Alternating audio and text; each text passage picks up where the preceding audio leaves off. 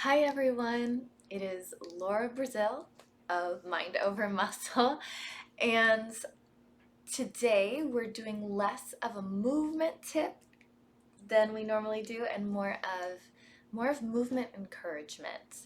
When it comes to our health, um, fitness, exercise, which is what I teach at Mind Over Muscle, is movement, specifically walking.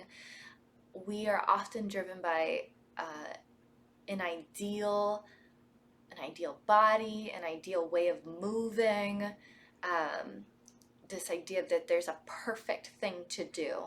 And so what I really want to encourage you to think about is that your movement doesn't have to be perfect. Your program doesn't have to be just right. You don't have to strive and push in ways that are uncomfortable for you in order to fit a mold of what you think your exercise and fitness should look like. And so, this saying that I'm about to share, which was if you're coming from the weekly newsletter, you saw it already, but it's this idea that better is better. Better is better. For good measure, I'll say it a third time, better is better. You don't have to be perfect. You don't have to beat yourself up if you don't train every day. You don't have to feel shame or guilt about only completing part of a workout, or you plan to walk 3 times a week and you only did it once. Maybe the week before you only did it no times.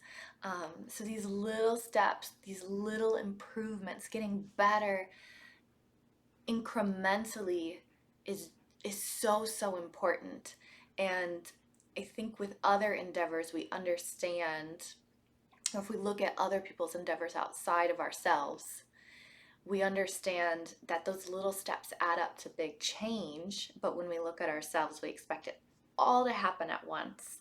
But if you think about it again as better is better, as you make those small steps to improving, it really over time makes a big difference in your life.